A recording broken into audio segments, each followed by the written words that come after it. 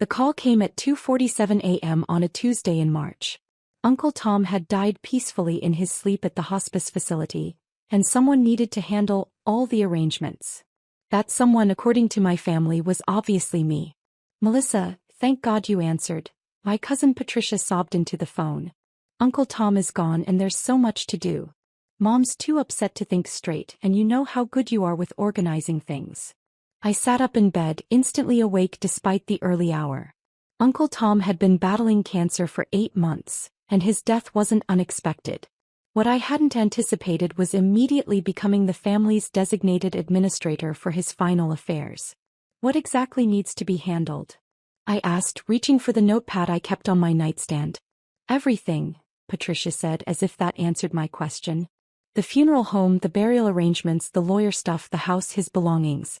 Mom says you're the only one organized enough to deal with all the legal paperwork."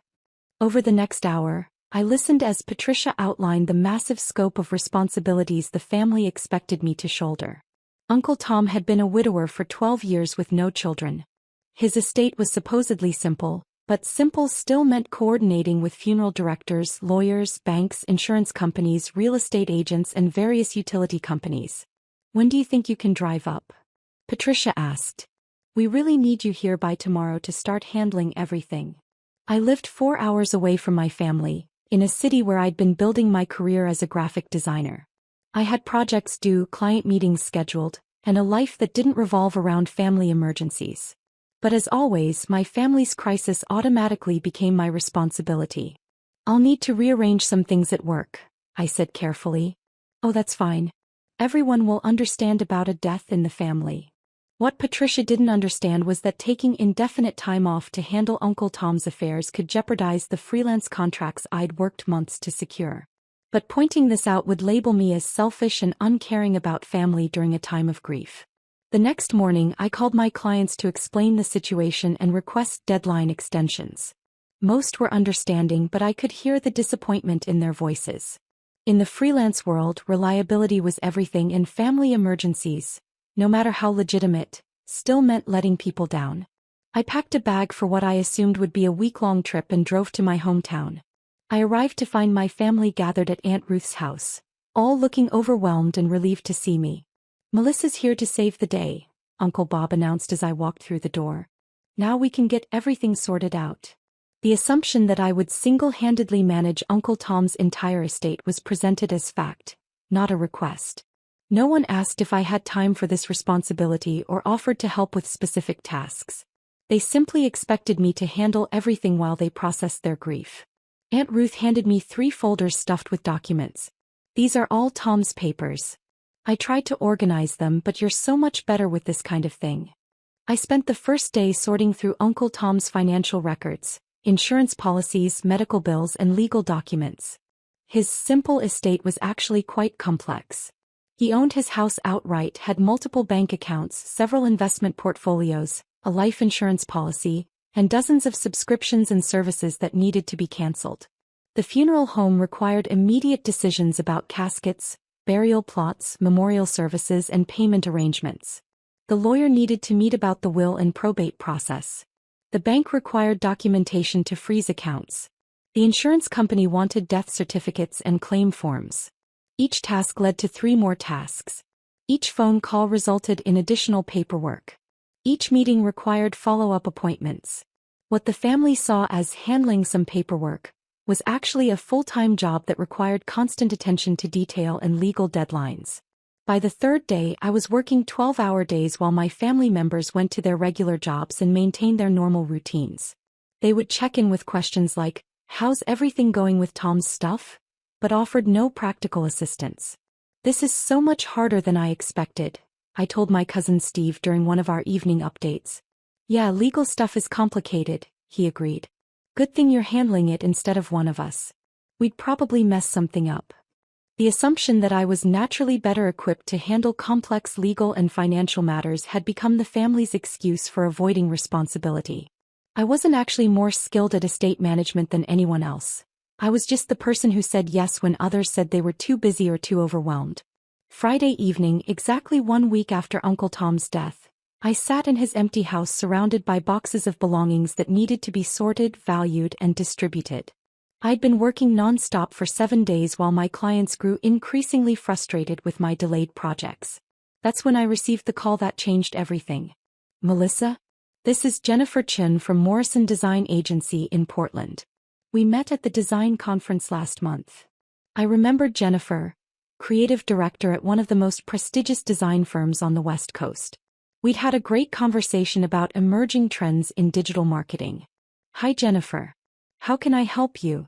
We have a senior designer position that just opened up, and your portfolio came immediately to mind. The position would start Monday if you're interested. My heart stopped. Morrison Design Agency was my dream job, the kind of opportunity that could transform my entire career. Monday. As in this Monday. I know it's short notice, but our client lost their lead designer unexpectedly, and we need someone who can hit the ground running. The salary is significantly higher than freelance rates, plus full benefits and profit sharing. Would you be available to start immediately?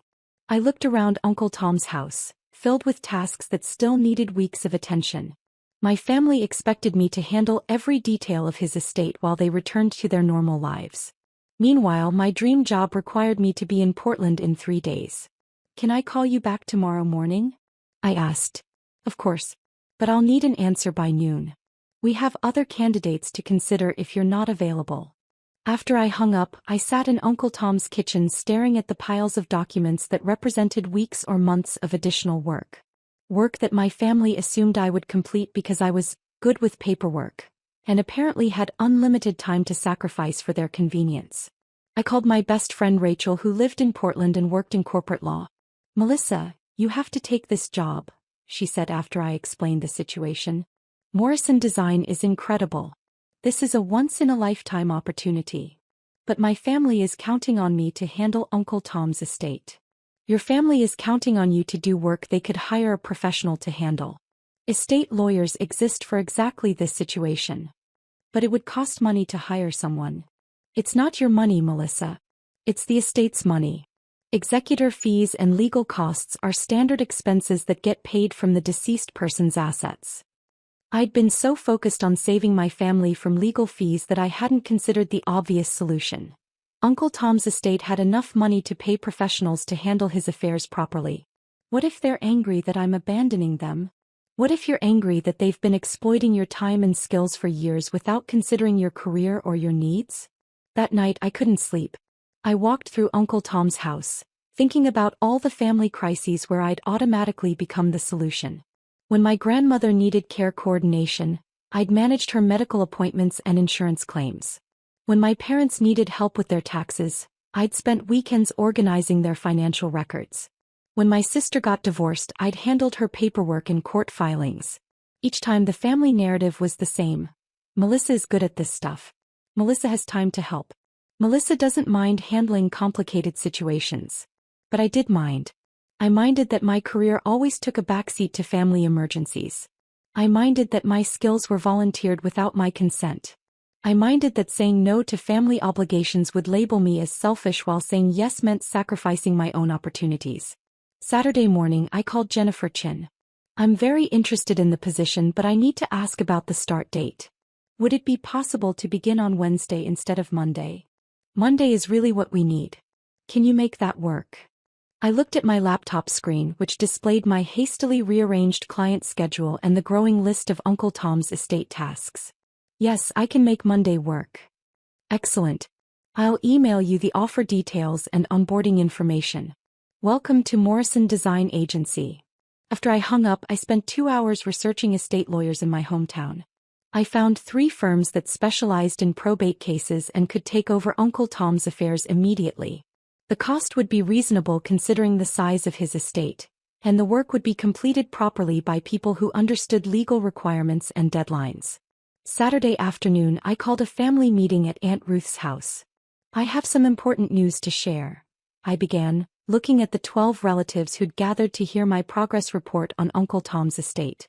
Please tell me the lawyer figured out how to avoid probate, Uncle Bob said hopefully. Actually, I need to tell you about a career opportunity I've been offered. I've been asked to start a new job in Portland on Monday. The room went silent. Mom was the first to speak. One day. But what about Tom's estate? You can't just abandon all that work. I've researched several estate lawyers who can take over the administration. The costs would be paid from Uncle Tom's assets, which is standard practice. But we were counting on you, Aunt Ruth protested. You understand Tom's finances better than any stranger would. I've been organizing his documents for 1 week. A professional estate lawyer would understand the legal requirements much better than I do. This is awfully sudden, Patricia said suspiciously. How long have you known about this job? The offer came yesterday. It's with Morrison Design Agency, which is one of the top firms in the country. This opportunity could change my entire career trajectory. Uncle Bob shook his head. Family comes first, Melissa. Tom would have wanted you to handle his affairs personally.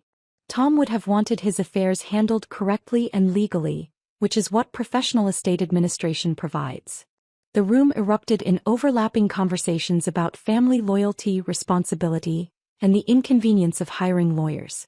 But underneath their objections, I heard something else. Panic about losing their free solution to a complex problem. When would you start this job? Mom asked. Monday morning. I need to drive to Portland tomorrow. That gives us less than 24 hours to find a lawyer. Aunt Ruth exclaimed. I've already contacted 3 firms. All of them can meet with you Monday morning to discuss taking over the estate administration. But what if they charge too much? Patricia worried. Then you'll need to decide whether professional estate management is worth the cost, or whether one of you wants to take over the administrative work.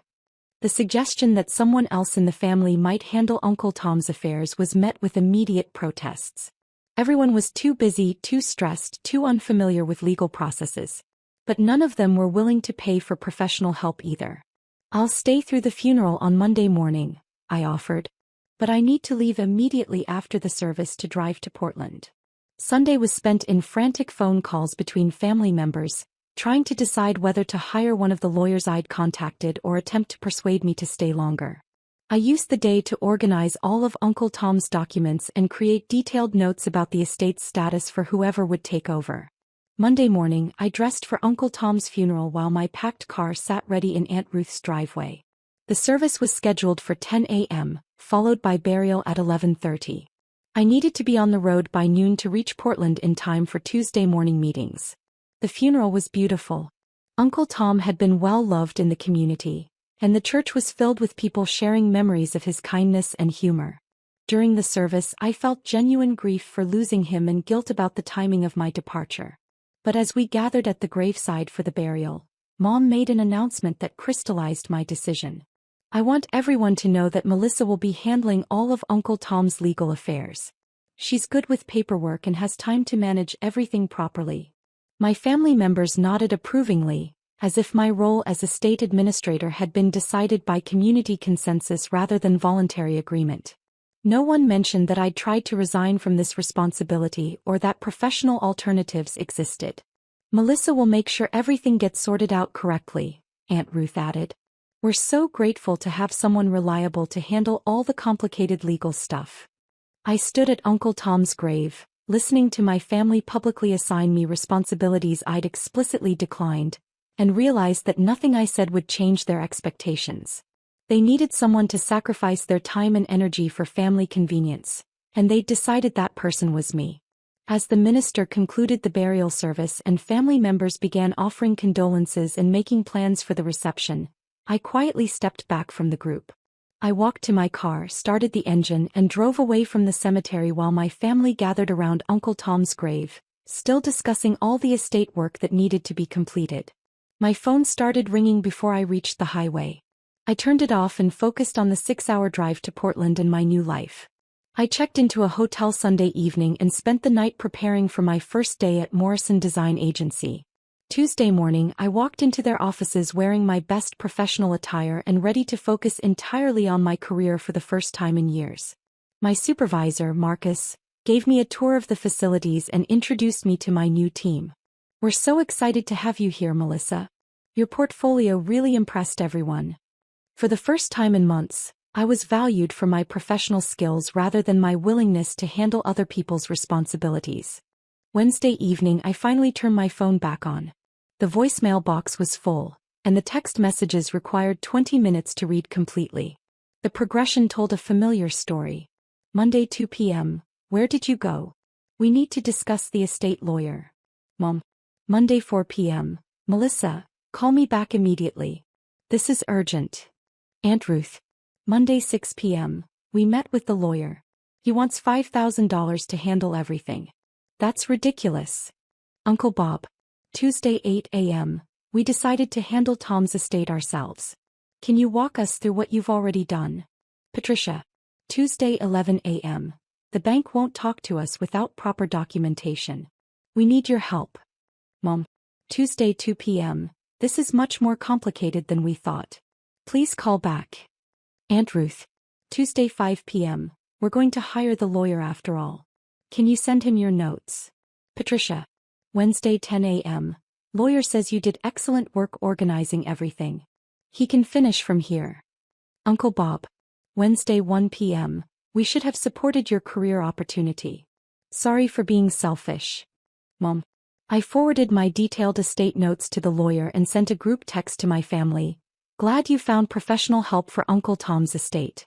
Starting my new job has been wonderful. We'll call this weekend to catch up. 3 months later, I received a call from Patricia with news about the estate settlement. The lawyer finished everything perfectly. Uncle Tom's house sold for more than we expected, and all the legal requirements were handled correctly. We should have hired professional help from the beginning instead of expecting you to sacrifice your career. How much did the legal fees cost? About $8,000 total. Which sounds like a lot, but it came from Tom's assets and saved us months of stress. Plus, you got your dream job, so everything worked out better than if you'd stayed to handle things yourself. 6 months after Uncle Tom's funeral, I was promoted to senior designer at Morrison Design Agency. My salary had doubled compared to my freelance income, and I was working on campaigns for major national brands. A year later, my family faced another crisis when my grandfather needed someone to coordinate his medical care.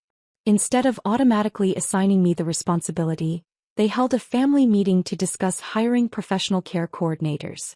We learned from Tom's situation that Melissa has important career commitments, Mom explained to the family. We need to find solutions that don't require her to sacrifice her professional opportunities. They hired a geriatric care manager who specialized in coordinating medical services for elderly clients. The cost was reasonable, the care was excellent, and no family member had to put their life on hold to manage Grandpa's complex needs. 2 years after my escape from Uncle Tom's estate, I reflected on how that difficult decision had changed my family's approach to crisis management. They'd learned to distinguish between situations that required family support and situations that required professional services. Most importantly, they'd learned that my skills and availability weren't unlimited resources to be allocated whenever they faced complex problems. The funeral I'd left early had taught my family lessons that staying would never have provided. They discovered they were capable of researching solutions, making difficult decisions, and paying for professional help when necessary. My career at Morrison Design Agency flourished because I'd protected my opportunity to grow professionally instead of sacrificing it for family convenience. The work I would have done on Uncle Tom's estate was completed more efficiently by someone with proper legal training. Sometimes the most loving thing you can do for your family is refuse to enable their learned helplessness. Sometimes leaving during a crisis forces people to develop skills and resources they never knew they possessed. Uncle Tom's estate was settled properly, my family learned to handle complex situations independently, and I built the career I'd always dreamed of having. Everyone benefited when I stopped being the automatic solution to every family problem and started being a person with my own legitimate goals and opportunities. The Greyhound bus I should have taken became the symbol of boundaries I'd finally learned to set. Sometimes the most important journey is the one that takes you away from situations that prevent you from becoming who you're meant to be.